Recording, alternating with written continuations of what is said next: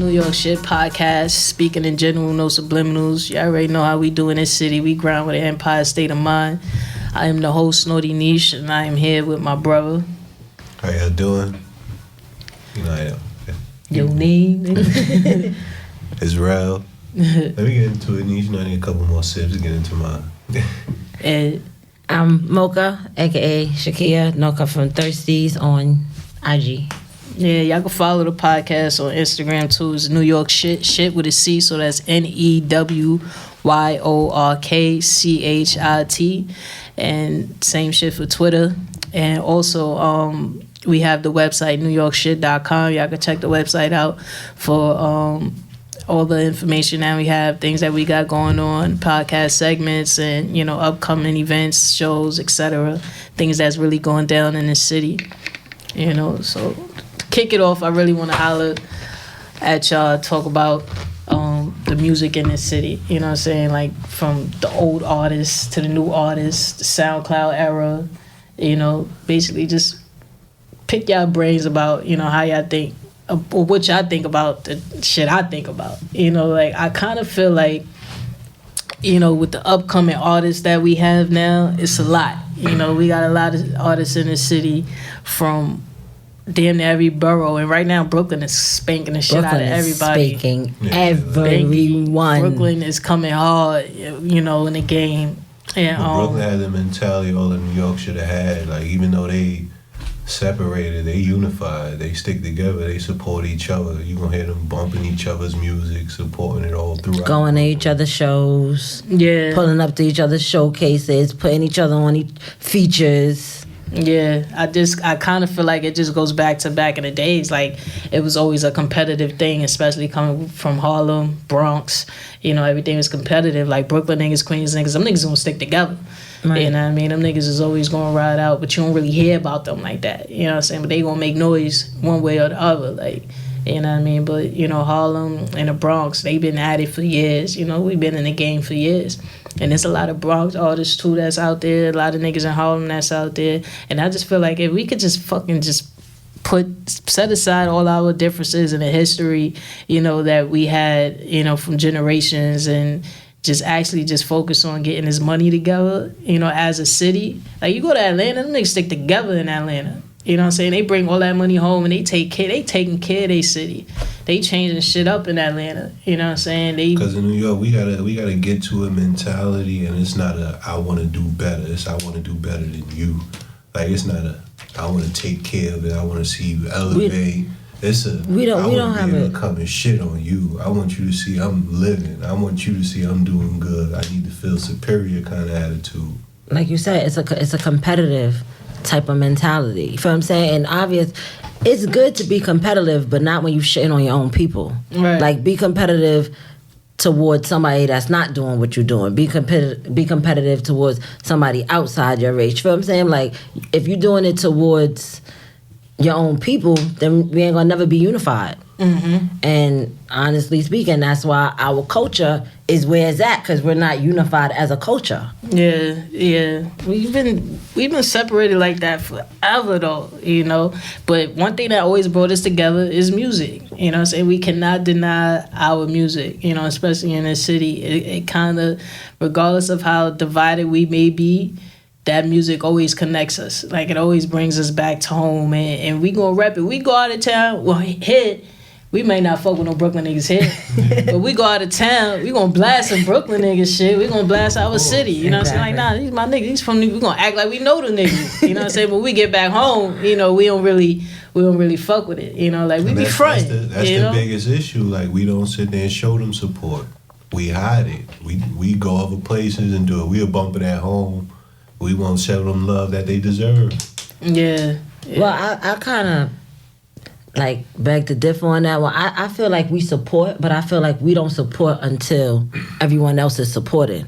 Right. I feel right. like once you lit and you on once you lit and you on the radio, oh yeah, them niggas is from Brooklyn, it's lit. You know what I'm saying? But you ain't really pulling up to they shows when they not on Hot 97 when they not on 105. That's a problem. You ain't showing them no support That's a until fact. until the city is showing them the support. You know what I'm saying? Like, it got to start with you. If you gonna fuck with somebody, fuck with them because you fuck with them. Don't fuck with them because the cameras is watching. That's that fake shit. Niggas be dick riding. That's what it really is. Niggas really be dick riding. As soon as a nigga from New York get on, the first thing niggas sitting there saying is, "Oh, he ain't fuck with that nigga. He ain't really like that. He ain't putting on for his hood. He ain't." Yeah, man, that's the shit that kills me. You know what I'm saying? Is the shit that kills me is the dick riding. It makes me nauseous. It makes my stomach turn. Like, I hate when niggas start get the dick riding. Like, come on, man. Clout chasing, whatever you want. We got a whole bunch of names for it these days. We should be able to just honor and show that kind of love to each other without any kind of animosity. We should be able to, I'll fuck with you. Your shit bumping. Yeah, it show wouldn't be nothing love. like that. You got niggas with a cocky attitude. You can't even show them that kind of appreciation because they gonna want to call you a dick rider. You can't even give them the credit. Can't show love. As soon as you show a nigga love, but the thing about the dick riding to me is when niggas, like, if I don't fuck with a nigga, you know what I mean, never fucked with him, but all of a sudden now I'm under their comments and oh yeah, nigga, that shit fire. Like, you know what I'm saying? Like, nigga, you wasn't even fucking with me before, but now we cool, now we this, now we that. But then if one nigga put up a post, right? That's your man. We following each other. I put up a post, you don't like my shit or comment on my shit, but let another nigga screenshot my shit and post it, fire and ha-ha-has and all of that shit. Likes, hashtag. Like, nigga, I just posted that same shit 2 hours ago. You gonna say you ain't seen mine, but you seen theirs. All right. Like, you know what I mean? Like, you ain't even, regardless into your phone. Regardless of what it is, it's like, at the end of the day, my nigga, you gotta show me the same love you show a nigga that's lit. That's a lit nigga. You know what I'm saying? Like, I'm a regular nigga. They'll show a lit nigga more love than a regular nigga. You know what I mean? It's like, that's the dick riding shit that I hate. That's some shit niggas gotta really change. I come to the need to want to feel superior. That's why I tell you, I approach every day. I don't feel nobody walking this earth is better than me. But in the same note, I don't feel I'm no better than anyone else. Right. So, like, how can you treat anyone differently or less of a human being?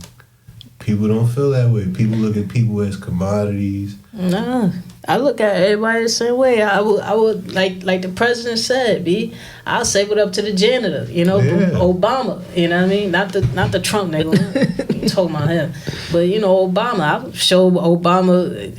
I give him mad love. Like, the janitor, I'm gonna say good morning to the janitor. Exactly. You know, I go to work, I say what up to the director, I say what up to the janitor. You know what I'm saying? I ain't gonna just walk past him because I see him with a broom in a garbage. You know what I mean? People want to pick and choose who's a person to them, and it shouldn't be like that. Nah, people want to pick and choose. Need to humble themselves over your status level. Like, who are you? Are you just, like you said, are you just somebody who's regular, or are you somebody who lit? If you somebody who lit, then they putting you on a pedestal. They dick riding. Yeah. But if you a regular nigga or a regular female who work a 9 to 5 and you ain't really, I mean, you could be lit but not on the scene. Because there's people who's lit and not on the scene. Yeah. I'm lit, but I ain't on the scene. Yeah. You know what I'm saying? Like, you can't tell me I ain't lit. You know what I'm saying? Like, I always just because you coming out now. Just because I'm not lit, just because I'm not on the scene, don't mean that I'm not lit. You know what I'm saying? Like, y'all doing a whole bunch of shit that I was doing a whole long time ago. Decade. Like, y'all going to a whole bunch of clubs that I was in before the scene. The shit was lit then. Y'all just wasn't lit. That shit just under new management. Before social media, before pictures. Exactly. And I feel like we had Twitter and Blackberries when the shit was exactly. lit. Okay, I was BB. What's your BBM pen type shit? You gotta go to somebody's grandmother house into the drawers and look for the. We had MySpace photo album. You gotta hope she still got the negatives. Skonex. We had Skonex and MySpace. Like, we was really clubbing so crazy that we had to wait till in the building, posting pictures online, and then take the pictures over in the building, save that shit to the computer, put them shits on MySpace. Like, we can go back to MySpace and you see all them pictures, like, damn, this nigga was really partying every day of the week. Like, yeah, nigga, that shit, times change. You know, and that's another thing I want to talk about, these clubs and these promoters. You know, we got all these clubs in these in the city and all these promoters. The promoters kill me because they'll holler at a nigga that's from out of town to come to our city to get money. And there's wild niggas in our city that's fire, that got dope music, that's talented as shit. And these niggas not even reaching out to these niggas in our own city. Like, we got fire artists in our own city that these promoters could easily reach out to and pull them into the clubs. These promoters, they learn the hustle. They don't learn the game. They looking to make a profit out of it. And these motherfuckers have been party promoting for like 10 years. These niggas ain't even make it to manager. Party promoting go like boxing promoting. You see what Don King did with Mike Tyson? He seen the truth. He rode the wave. What he did was fucked up, but he promoted. He built it up. He got him that notoriety. That's what a promoter's supposed to do. You get them artists from your city. You get them events popping. You book an artist from another city. You booking 3-4 artists from your city behind them. They not even doing that.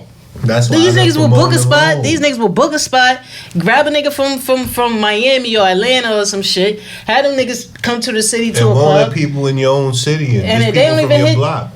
And yeah, but now what I've been seeing on the gram, I ain't even gonna hold you. I'm not even gonna start downplaying niggas or whatever. I have been seeing niggas like the DJs and shit. They have been playing niggas songs in the club, but it's like when niggas is there. You know what I'm saying? They can pull up to the club. But who's to they'll say play that their niggas, song. They'll throw some money, especially in a strip club. Like, niggas ain't really doing that shit because, it's for love or whatever this and the third. Like, niggas, like, back in the days, niggas be like, yo, man, your shit fire. Like, I can't wait to Also, back in the days, we had a lot of A&Rs. The A&R, like, it ain't really the title may be out there, but niggas is getting on by their YouTube views. You had A&R, you had street You know what I'm saying? Like, you had different shit. You know that's what I'm another saying? thing with these artists now. They teams. These niggas got weak teams. They got niggas in their teams that barely got out of school, that really don't know much about the music industry, really don't know much about music. They just letting you record shit like, yeah, son, that shit fire. That shit gonna pop. Exactly. Like, put it on YouTube. However many you got 1.5 fucking million YouTube likes is lit. You getting the deal. Right. You getting all types of shit. You know what I'm saying? You on SoundCloud. It's not really about, let me give you this mixtape. Yeah, like, yo, son, take a serious shit. Niggas ain't really putting their heart into their art. That shit don't exist no more. They not putting their heart into their art. That shit don't exist. You know what I'm saying? These niggas is just rapping because it's popular. They know it's the quickest way to get the bag. And they not... Some of these niggas is talented. Some of these niggas can really spit. A lot of these niggas is talented. But then there's some niggas that's saying some shit another nigga said. I'm at our parents' and grandparents' stage. Like, when I hear it on the radio... With my son, I'm like, you listening to this shit? But that's the thing. These radio stations is not even playing New York artists. They will play a lit song from a New York artist, and then they'll run that song down the drain. But then it's like, yo, my nigga, it's like 50 other niggas in this city that you can that's putting on for the city. That's putting on for the city, and these niggas is not being played. And it's like, yo, fuck that. We can control this shit. This is our shit. This is our city. We can control this shit. We tell these niggas, like, no, nigga, you ain't even gonna step into this building if you're not gonna play some New York shit music. You know what I'm saying? Like, we're not even gonna visit to your radio stations no more. Being a solid city, it's never been like Detroit, Miami, Houston. You go to certain cities, you gotta put other artists on, or you can't perform. They're shutting it down. Mm-hmm. You could walk through New York, do whatever you want. No one's gonna say nothing. No one's gonna collect. And they're gonna keep pumping your music. It's not. It's the heart. Like, they say it's there. It's not there. It's not there. The radio stations fail to realize how much talent is in this city. The promoters fail to realize how much talent is in the city. The club scenes, they lack that shit too. Nobody can. You can't. This city sparked a culture that changed the world. Hold on, let me finish. We as a people have total and complete control of everything that is happening in this city, and we don't take not one bit of advantage of it. We have the control. We are the ones. They need us. We don't need them. They need us. They need us to tune into their radio stations. They need us to leave comments under their posts and reply and retweet and and share. They need us. They come. Charlamagne not even from the nigga from South. He from what? South Carolina, North Carolina. He from down south, but he's in our city. He's here. He's at the radio station and he's talking about everything that has nothing to do with what's going on in this city. You turn the radio on. I listen to it in the morning. These niggas ain't talking about nothing that's happening in this city. You gotta stay These in their events, platform group. Man, fuck that. No these events that's happening in this city, and the even down to the fucking politics. Like, these niggas don't talk about nothing that's going on in the city. And we can't always rely on the news to tell us everything that's going on in the city. Like, you can actually turn the radio on. We should be able to turn the radio on and hear what shit that's going on in New York City. What happened in the Bronx? What happened in Brooklyn? What happened in Queens? What happened in Staten Island? What's going on in Manhattan? We should be able to hear. It's so much shit that's happening in the city that our people don't even fucking know about. But there's so many. There's a lot of outlets for it. Like, you could follow police blotters. You could go to DNA.info. It's a lot of different venues for you to know what's happening in the city. But I'm talking about these radio stations, Rel. It's the popular radio stations in the city is 107.5, Hot 97, and Power 105. These niggas get the most listeners every fucking day. But that's what their platform is. If you want that kind but of this is what I'm saying. You want the wrong frequency. You got to be on AM radio. Bro, it's not about AM radio to just listen to news. But I'm saying, you can't go to a weed dealer looking for coke. Like, they giving two different products. But that's not what I'm saying. What I'm saying is that they have the platform to discuss that because they're talking about something similar to it, just not happening about here. Bullshit. They'll talk about the bullshit in New York. You know what I'm saying? Like, they'll talk about the bullshit, what's going on, if it's some type of violence, somebody got shot, all this other extra shit, which is not bullshit, but which is informative. If you want Black history. But this is what I'm saying. We talking about it, but not putting no action behind this shit. We can tell. We have to really redirect this shit and really start putting some control in this shit. Because at the end of the day, we got a lot of artists that are talented in this city. Because now, you like this platform, you can't want this platform to give you that product. You got to go to where the product is. Yeah, bro, but that's what I'm saying. What I'm saying is, they ain't got nothing to do with that kind of issue. But what I'm saying is, we have to make that change. We have to put some force behind it because we can't. To be honest, I'm tired of letting these other niggas come from out of town get money in my city. Like, y'all niggas is not even from here, and we got all the talent in our city. Now imagine and people from the city start to feel like, oh, now we got to go down or come up. Because that's what niggas usually do. I mean, fuck it, let's go to Atlanta. Let's go. You feel what I'm saying? Down south, and then they come up and they spin they shit down there, and they lit down there, and then once they get lit down here, now they lit up here. But they from here. They from here. But it goes back. Since my early 20s, you going to Miami? For what? The fuck the same girls that's up here? You going down there to spend the same money? Like, nah, that shit make no sense. It happened with Ja Rule. Ja Rule had to go to LA. He had to fly all the way out to California for him to pop. You know what I'm saying? Especially like from like the Between Me and You and the other shit that he had did for that that movie soundtrack. I forgot. Like, Ja Rule even said it. He was like, yo, I wasn't even popping in my own city. I had to go out there to get popping here. Then once I got popping out there, then they started playing me in New York. You know what I'm saying? Yeah, and that's usually how it go. It shouldn't even fucking, that shouldn't even be fucking happening. And it's like, yo, we are really lazy as a people, and we not really taking initiative to really make these changes. You know what I'm saying? The reason why I'm stressing is because we got generations coming up behind us, and it's a lot of general curses that we have to break as a people. As us, as black and brown people, we got to break a lot of generational curses. We can't just say, oh, because, yeah, they doing this. Oh, yeah, because they doing that. Man, stop that. Fuck that. We got to start changing this shit around, man. Because if we don't start doing it, 10, 15 years from now, we'll be another 30, 40, 50 years behind on shit. You know what I'm saying? Now, imagine if all these lit artists in New York get put on. Now the city put on. We got about 15 hot artists right now that's being played all across this city. You know, all across this country. That's 10, 15 millionaires coming from our city. That's 10, 15 millionaires that's putting money back into our city, back in their families, their friends' families, and into our communities. Now we really making a difference. Now we don't really need y'all. Government, fuck y'all. We don't need y'all. Fuck y'all food stamps. We don't need nothing. We gonna take care of our people. The homeless niggas in these streets, people that are starving, people that can't catch a break.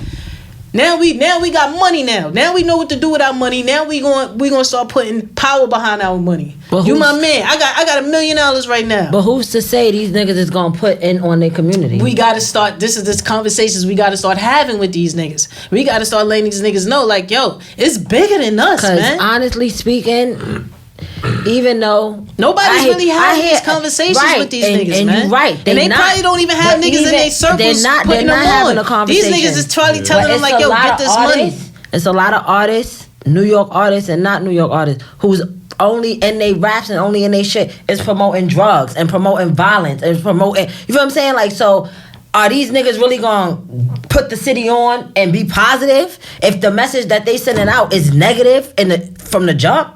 You know what I'm saying? Like, but if you think about it, that's been in music's culture from way. But it's taking effect on the youth now. It is taking the youth effect is on really doing that shit. Oh, it's lit to pop perks? Fuck it, I'm a pill popper. Oh, it's lit to drink lean? Fuck it, we on lean tonight. Like, it's different. The generation is different. Yeah. The people, the youth is really listening to it and really doing it now. Yeah. You know what I'm saying? Like, we wasn't doing that Yeah, shit. We was listening to it, but we wasn't really doing that shit. Coke? Oh, okay. Yeah, we wasn't really doing that shit. Right.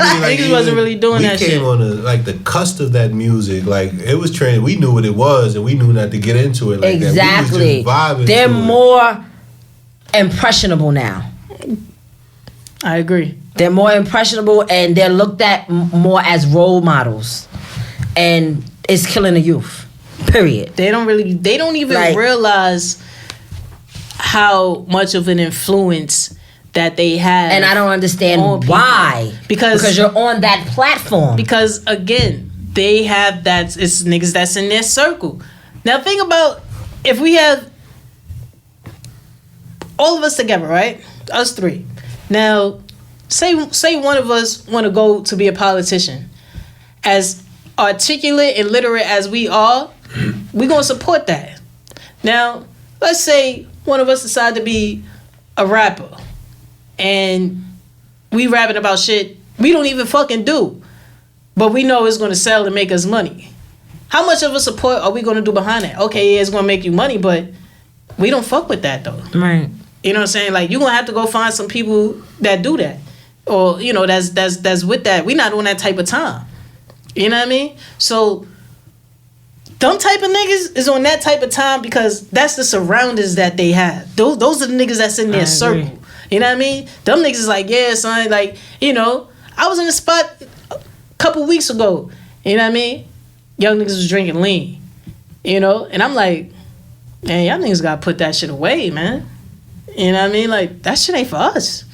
That shit ain't for y'all, B. That shit gonna do more harm than good. They don't listen to what's in it, methadone and heroin. Like we said, these kids don't understand. They don't know, B. They don't know shit. And they don't have like what we had, like the DARE program and the Don't Do Drugs commercials. Mm-hmm. There was this one commercial I remember I was terrified, but like the brother was choking the little brother, like, where's the money? Where's the money?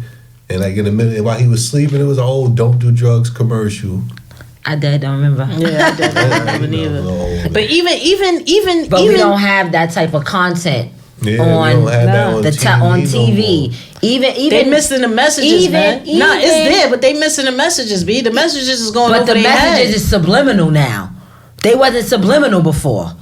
They was out there. It was don't do drugs. Why shit gotta go over my head? Why I gotta figure it out? You know what I'm saying? Like, why I can't just see a commercial and know that that's the concept? Don't do drugs. Stay in school. It's simple. Why I gotta put a fucking riddle together or pieces or puzzles together? Yeah. Why I gotta be a message behind the message? Because a lot of niggas ain't reading. I ain't gonna lie. I can't say that niggas are ignorant. Not everybody. They ignorant to an extent. Because some niggas, these niggas know. It's not ignorant. It's selfish. Like, going back to being a politic, like, if you had a chance to be the president and you could make a difference and really make a difference in someone's life, they won't vote for you just because they don't want you to be the person to make the difference. Fuck, you could make their life better. They just don't want it to be you. That just goes along with this city, period. It's a lot of niggas that can get it. They just don't want you to get it. There's a lot of niggas that have the opportunity to be great and be better. They just don't want it to be you to be great and to be better. It could. I was friends with niggas that was getting crazy bread, you know. But let me be doing something different from them. Them niggas that hate on me for that. My nigga, you got all the money. Like, you know what I'm saying? You got all the attention. You have everything you can ask for. I'm broke. I'm in school. I got student loans. A nigga is in debt. You know what I mean? But at the end of the day, I'm likable to people.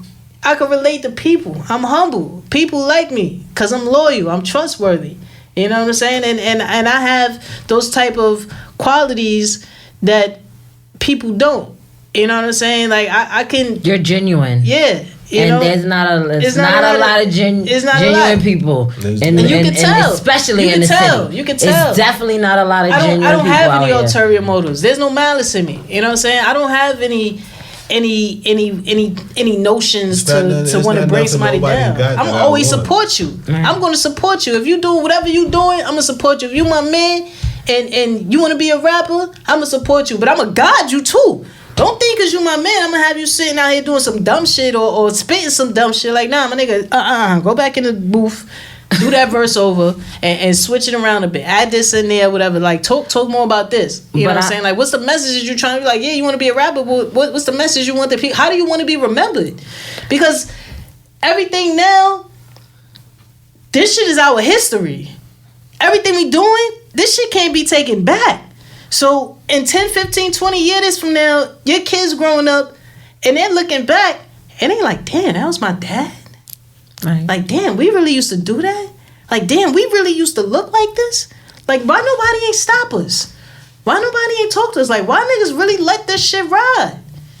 Like, how many years we gonna keep letting shit go that's dead fucking wrong and our people should not be fucking doing, B? But let me tell you something, that I realized and that I learned. A lot of people, they don't like to have people around like me, like you, maybe like you, who are genuine, who are loyal. That ain't mine, nigga. Who are genuine, who are loyal, and who are real. You know what I'm saying? Like, cause you have. I'm sorry. Yeah, they recorded. Text me.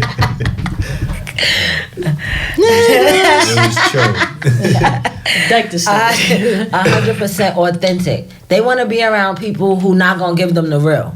Right. Like, if I'm around you, I'm gonna tell you. I may have your back in front of some motherfuckers that we don't know, cause I'm loyal. I'm gonna have your back. But when we get upstairs, I'm gonna tell you was dead fucking wrong. That's a fact. You was dead ass wrong for that. Niggas don't like to be around people like that. I don't want to be around that person that can't accept that. If I see you can't accept that, and they want to be around people who condone the fuck shit. Yeah.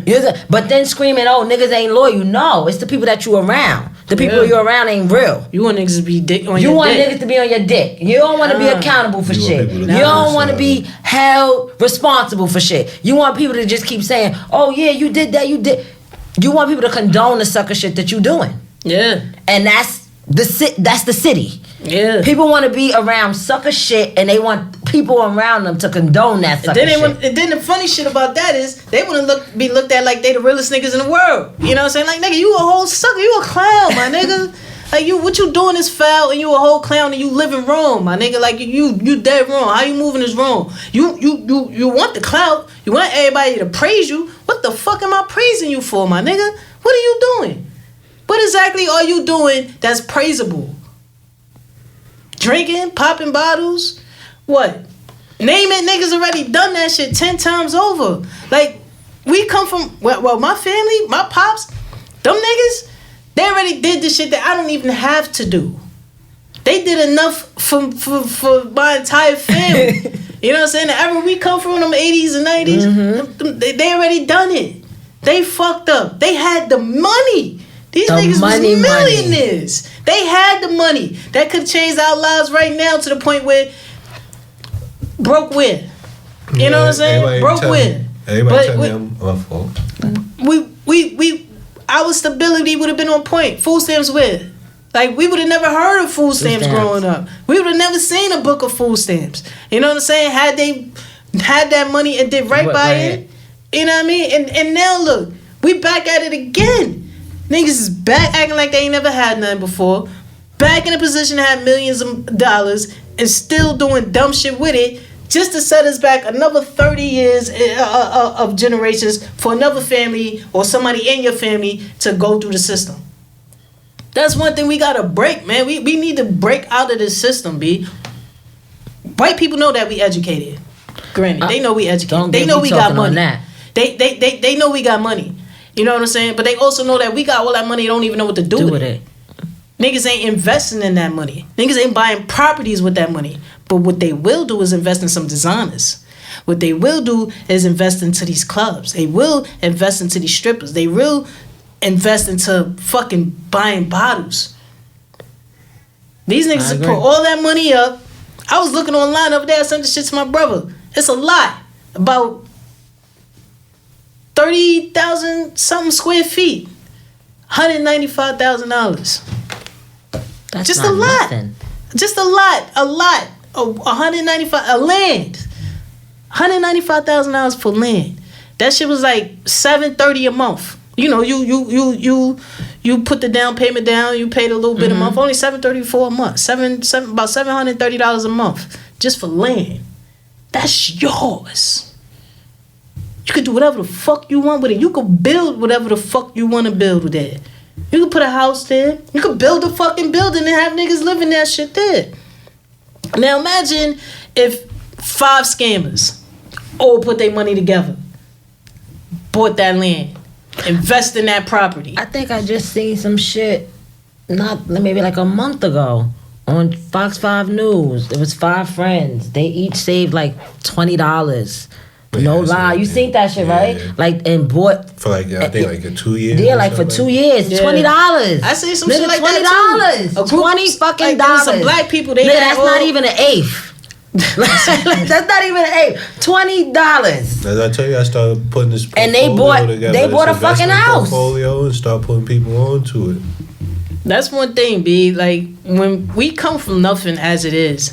And the fact that we got the chances to make something out of nothing and we're not taking it, like we doing all the wrong things, like we really need to start changing our approach. I'm not saying we have to be perfect under the eye of the public. Right. We could be our fucking selves. To be honest with you, I'd rather us be ourselves than anybody else because ain't nobody like us. And everybody want to be like us. Everybody want to be. They want to be like us. Everybody hate us, but everybody want to be like us. I'm so glad to be black. I love being black. I love my black people. I love the ghetto-ness in us. I love us to the T. For us to love ourselves, we the most segregated people. We segregate and we hate each other like no other. We do. We discriminate against each other. That's what the biggest issue is. Everybody saying like get into the bag and make everybody like. If we all treated each other with a little bit of compassion, love, and respect, shit'll start changing. That's what they scared of. They don't give a fuck about us getting money. They give a fuck scared about us being united. Yeah, us standing we stronger together. Us building a community. We stronger together. That's exactly what I'm saying. That's exactly what I'm talking about with these fucking rappers and these singers and these producers in this city that's getting us money. Imagine if we all start loving each other and start investing in each other and wanting more for each other. And building with each other. Them niggas be scared of like, oh nah, these niggas is really they getting together. We brainwashed from kids, from our parents, and we don't understand it from your moms. Like those ain't your real friends. We taught to hate each other from when customs. When immigrants come to this country, they tell Africans and people from the Caribbean, don't hang out with them Americans. They're not like you. They're lazy. They're ignorant. People from the Caribbean hate black Americans and vice versa for no reason. We don't even understand why we hate each other. We just know there's a stigma. We're not supposed to like each other. I'm around West Indians all day. They constantly, you're cool for an American. Like, well, we didn't speak. Or Yankee. Yeah, like. That's they call us, Yankees. Yeah. I mean, I be around West Indians all the time. And, you know, we have our language barriers. But, you know, at the same time, they're more so observant to who we are as a person. You know, as you know, they always watching. You know what I'm saying? Even when you go to another black family, you go to another black home. They think we're lazy. They don't understand the kind of hustle. And this is what I was just about to say. They think we're spoiled. They think that we're spoiled, and they think that we're lazy because a lot of shit that they got, that we got here, they don't got where they from. Yeah. And they hear us They got here, complain. they were given. Yeah. They were given. And they hear us complain about a lot of shit. You know what I'm saying? Like, we complaining about the train. We complaining about traffic. We complaining. Meanwhile, they back at home and they fucking walking 20 miles to fucking work. You know what I'm saying? Like, so it's a difference in the culture and the understanding. They not wrong. They not wrong, though. They not wrong. They're not wrong. They're not, and all that's the why resources. they come here. If you notice, if you realize, most foreigners, they come here, they go to school, they become doctors, lawyers, whatever the fuck. Why you think we got so many Indians, so many fucking Chinese, so many, you know what I'm saying? They come here, get their education, take their money. They get their money build- and break out. Build their shit in their home, and goodbye. Fuck New York. Fuck U.S. taxes. Fuck all that shit. They come and get the bag here. They take their ass and build their own home and they fucking country and take care of their fucking family. My man, I worked with sanitation. He lived in Panama. He got in at 21, about 34 now. He's been sending money back, He's building a fucking estate in Panama.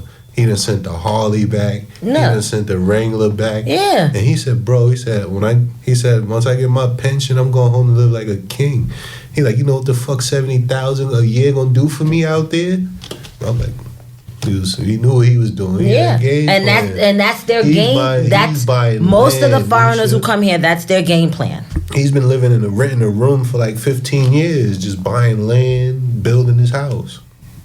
At the end of the day, we just gotta smarten up and open up our minds as a people and start more investing into our future, into the upcoming generations. Instead of not wanting quick gratification, we gotta understand it's a long-term game. Everybody's playing checkers. They want to jump over each other to get to the other side. Once you to the other side, all you're doing is jumping over to get back.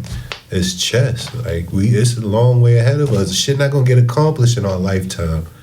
We here to put place for the people in our future.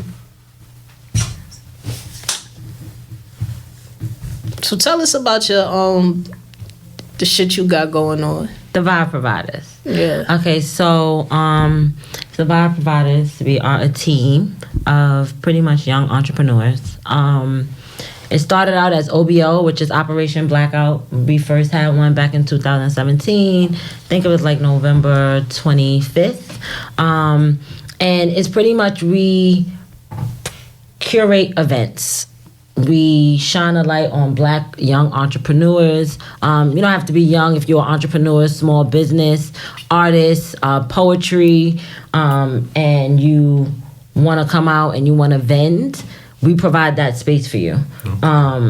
We have collaborated with sponsors for our gift bags, and it's pretty much all about celebrating Black excellence. I feel like, we don't really have that space where all creatives can come and say, well, this is what I do and this is what I'm about. You know what I mean? So we provide that space for them to do that. We also have networking. So it's a pop-up shop. That's what it is pretty much. We do pop-up shops, but then we decided that we wanted to do more than just pop-up shops. You go to pop-up shops and you feel like, damn, I'm here and I see things and I'm just feeling like they want me to spend my money. We want to create a vibe. You feel what I'm saying? Something that's interactive. So with our last pop-up shop that we just had November 30th, it was called Operation Blackout, the ultimate pop-up shop experience. We had performers that came out. So we had artists, rap artists, R&B, spoken word performers. We had a whole bunch of vendors come out, and then we also had a panel discussion pretty much on how to sell out. A lot of people want to come do pop-up shops, and you can actually maximize your income if you're a small business or if you're a vendor through exclusively doing pop-up shops. But some people don't know how to get into it. I've never done a pop-up shop. I don't know what my table's supposed to look like. Pretty much that's what the panel discussion is about. So it's pretty much you coming out to a pop-up shop, you getting a chance to network with other vendors and other people. You're getting a panel discussion on how to sell out if you are a brand, or if you are a business, or how to market. You're getting all these things for a certain price. You know what I'm saying? Like our price, we charge $12. It's like an intro to business 101 kind of thing. It's an intro to business to 101, but why you shopping? You know what I'm saying? Like, so at some point we stopped the shopping and we just wanted to focus on a panel discussion. We had panelists who actually came out to our last event back in 2017, and we had two panelists, and they actually maximized their income through exclusively just doing pop-up shops. Pop-up shops here, you could travel to other cities to do pop-up shops, and pretty much that's what we're about. We want unity within the Black community. It's a lot of Black excellence out here and a lot of Black artists and young business owners, small business owners who don't really know how to get their foot in the door. You know what I'm saying? Like, you got to create your own lane. So that's exactly what we did. Essence Ruffin is actually the creator of the Vibe Providers.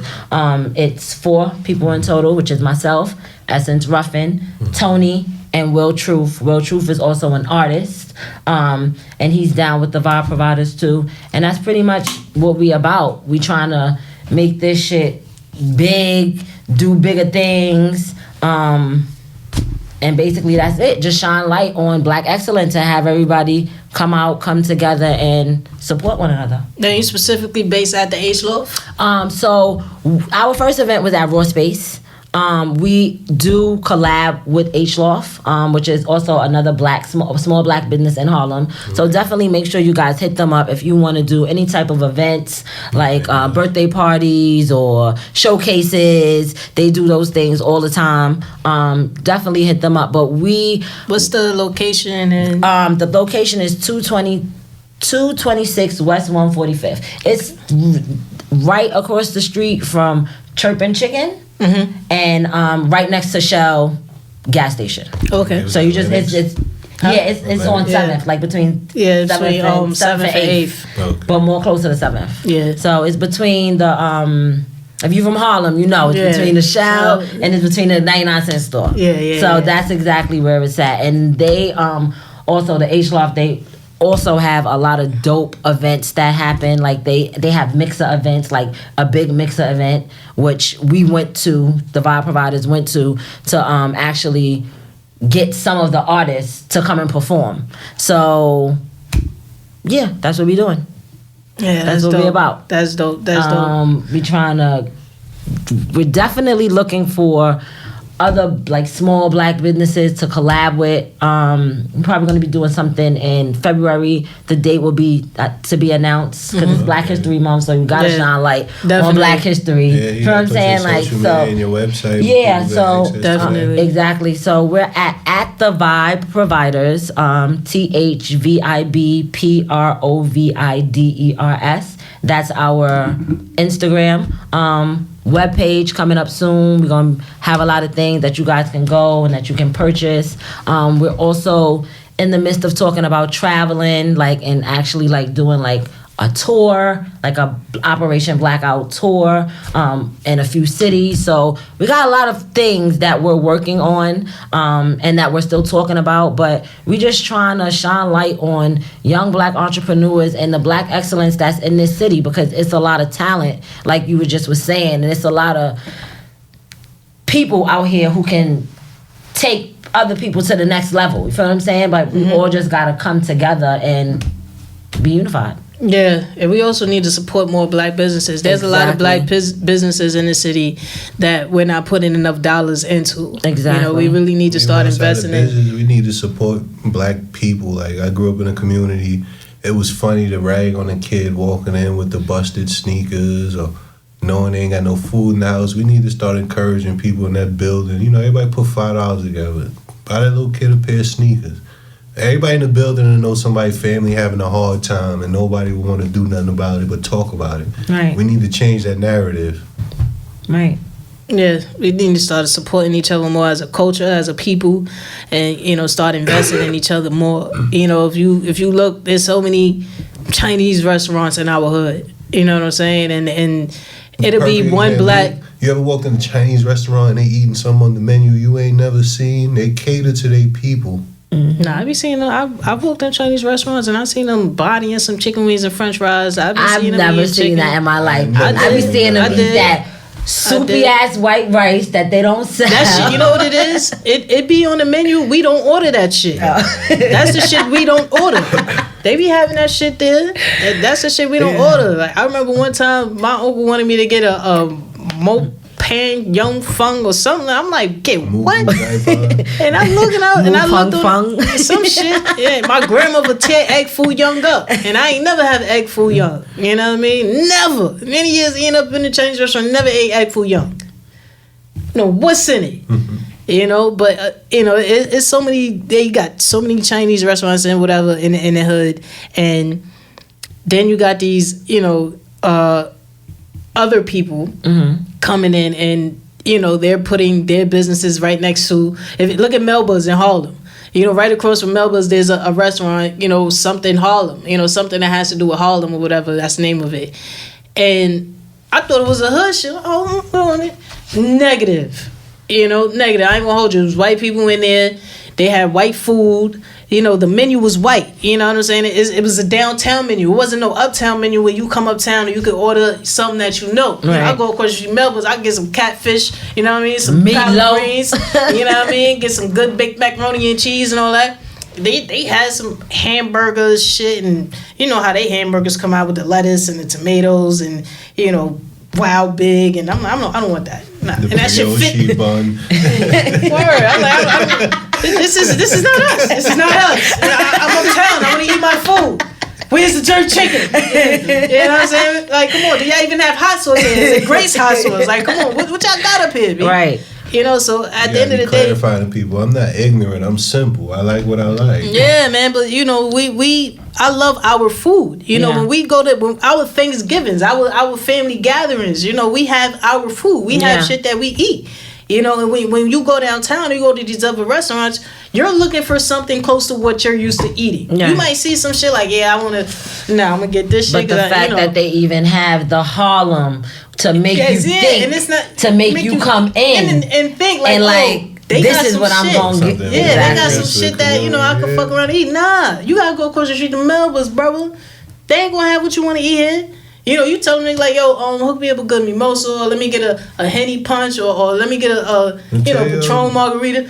They not making it how, you know, you go to a normal spot, go and make it. Right. You know what I mean? There's a spot, matter of fact, on 2/3 and right there, like with Saint Nick and 7th and all that connect. Right there on the corner, it's a little hookah spot, a hookah lounge right there. 2-4. Oh, okay. I know you're talking about after the precinct. It's some Indian dudes and whatever. You know, they own it. They African. It be a lot of Africans in there. They a lot of people that own it African. Oh, they are African. Yeah. That's what I was asking the guy in there because he's a white dude. So I'm like, yo, who owns the spot or whatever? He's like, I don't know the owner. I'm like, whatever, man. They play no music. They play music off the radio or whatever, and they have TVs, but there's no alcohol in there. It's straight hookah. Yeah. You know what I'm saying? And no lie, I used to go down the block and just chill in there because the vibe is good. And 90% of the people that be in there be black. It be a couple of people that come in there. Huh? Every Monday and Friday, they got pop-up shops. Oh, I ain't know that. Edibles, like the... Yeah, I ain't know that. And when I went in there one day, I seen some white dude. He was in there, you know, he had his book and he was smoking a hookah. Mm-hmm. You know what I'm saying? I do that shit in the crib. But, you know, he had his book and, you know, he was smoking a hookah. He was reading a book, whatever. You know, it's cool. You know, that's cool. Ain't nobody bothering. He could come in and chill or whatever. But then you go uptown. You got the hookah spot uptown. Harlem Hookah. Now. I fucking hate Harlem Hookah. In the beginning, I loved it. You know, I haven't been there in a minute, but it's Harlem Hookah. Yeah. It's actually Harlem. Yeah. You know what I'm saying? It's to our tea. It's to our culture. You know, we got the hookah. What we like to do? Hookah, drink, have some good appetizers. You know, they got the appetizers there. You got the hookah. They got the music. They play the music we like to hear. You know what I'm saying? And well, it's a little different now. I don't know if you've been there lately. Yeah, nah, but they play some bullshit in there. I ain't been in there in a minute. Like, this was when they first opened. Yeah, when they first opened, it was lit. But you know, now everything is getting kind of gentrified, and everything is. That's the thing. Like that's what 125th is looking like the 34th Street of Harlem these days, and that's the kind of music that they playing in there. Because we're not the only people that's going in Harlem Hookah now. To a different crowd. It's a different crowd now. That's going in there. This is what I'm saying. Where can we go to our black businesses, our black spots, to be ourselves? You know what I'm saying? Yeah, we a little hood, but this is us. That's who we are. We not perfect. This is who we are. I love being around my people who are themselves. You know what I'm saying? I love being around. Let me see you pat your hair, baby. That's right. Pat that hair. Scratch that scalp. You know what I'm saying? Let me scratch all in your scalp. It's cool. You know, go ahead. Be yourself. You know what I mean? And we ain't got to be nobody else. Whether they're going to gentrify our hood or not, we still going to be ourselves. You know what I'm saying? I love going to the hood and hearing the nigga say, you know what I mean? Yeah, I pulled them niggas, hopped out on me, yeah. But you know what he's saying. You know what he's talking about. Exactly. You know what I'm saying? Somebody else, I'm like, what the fuck did he just say? Nah, he just said somebody came through shooting. Right. He just said somebody snatched. You know what I'm saying? Like, right. You know, but the way they talk, like, we know our language. We have our own lingo. Yeah, and we comfortable with that shit. Like, I'm comfortable around my people. You know what I mean? I can sit up in there, ponytail up, throwing some real business casual, have a whole articulate conversation. That I could prove to you how literate I am, and I could read a contract. Right. You know what I'm saying? Like, I could do all of that. Right. That's you know, why I tell people all the time when they say, "Oh, you're not speaking proper." There's no such thing as proper English. This language was given to us. It's made up of a bunch of words. It's a fact, you know, and we can sit there and we can do that. It's nothing wrong with us sitting in a room with them. But how comfortable in that room will we be? Because they're already looking at us like we not even supposed to be there. Exactly. Why we got a problem? We always have to put on a certain face or put on a certain act to land that role or to land that job or to land. We can't, as much as we love us, we have to fake a lot. I know me, when I'm on the phone and I'm talking, you would not think that I have this face. Yeah. You would not think that this is me on the phone. You know what I'm saying? I'm a teacher. You know what I'm saying? I work with infants. I'm an infant teacher. I work with white people all day. Rich ass white people. I take care of their kids. I be wanting to tell them sometimes, listen, this baby is fucking hungry. You need to give him some farina. Okay? Yeah, like this baby. You gotta be proper. I can't talk to them like that. You know what I'm saying? When they coming to me and they telling me about their kid and what their kid is doing and what their kid is doing at home, you know what I'm saying? I be wanting to really tell them some black shit. Yeah. You know what I'm saying? But I can't. I constantly have to change my role when I'm at work. Mm-hmm. You know what I'm saying? And if I probably was myself, which I am articulate, I am smart, I am educated. Yeah. But sometimes I just want to be black. You right. You know what I'm saying? Like, sometimes I just want to be me. Yeah. You know what I'm saying? Like, I don't want to have to say, well, you know, Susan, you know, like, well, have you? Because I could do that too. Yeah. You know what I'm saying? Like, I could switch up real fucking quick. Yeah. To the point where sometimes. It's but like the fact that you have to. Right. It's like, we're still not accepted. Mm-hmm. You know what I'm saying? Like, wherever we go. You said something also about education. Like, white people know that we educated. You know what I'm saying? Like, they know we got money. If you realize right now, a bachelor's, something that was held so high back when people like us weren't getting it, that was the shit to have. Get your bachelor's, you'll be making top dollar. We started getting bachelor's. It ain't worth nothing. It's just like a high school diploma. $15 an hour. They want to give you $15 an hour for a bachelor's. You know what I'm saying? $17 an hour. And I got my bachelor's? I got my bachelor's degree? Back in 2000, when we wasn't having those fucking cap and gowns on, $65K, $70K bachelor's degree. You lit. More black people started getting bachelor's degree, the less value it has now. Now you need a PhD. You need a master's. You know what I'm saying? Like, now even having getting a master's experience. Exactly. On top of 20 fucking years experience. Having a master's degree now, they starting to look at the like, oh, okay, it's like a high bachelor's degree, like it's a bachelor's degree in like psychology or something like now you need a master's, and then it's like, okay, so what the fuck I gotta do now? Get a PhD, get a doctorate? Like, I gotta go all the way up? Exactly. This is how I match y'all? You know, and then it's like, damn, like I'm putting so much. Meanwhile, the person that interviewing ain't got none of that. Not only do they have none of that, they looking at you like, we'll call you. The fuck you mean, you nigga? You better tell me I'm hired on this spot, because if I was about 10 shades lighter, you wouldn't have no problem with saying, well, let me introduce you to the manager, or let's take a look around and see if you can how comfortable you'll be working into this workspace. Nah, these niggas want to interview you. It was times I went on 3 why am I going on 3 interviews? And why do we have to do a second interview? That first interview should be enough, whatever. To you, motherfucker, you're looking at my resume, you're looking at my experience. Now you're seeing how if we could connect, and if I could fit in with the people that's going to be, I'm gonna be working with. This is a simple conversation. Like, hey, how you doing? Okay, let me see the vibe is good. Okay, all right, so you hired. Right. Simple. Oh no, we gotta bring them in again. Let's have another interview with this person. Let's see if you like. Okay, let's have another interview. And then now we're gonna have another interview with the hiring manager. Like, nigga, who was I talking to the whole time? The assistant supervisor? Not even a supervisor. Assistant supervisor?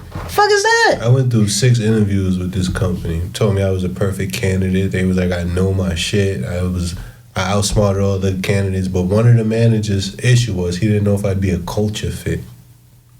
Wow. A culture fit. What the fuck is a culture fit?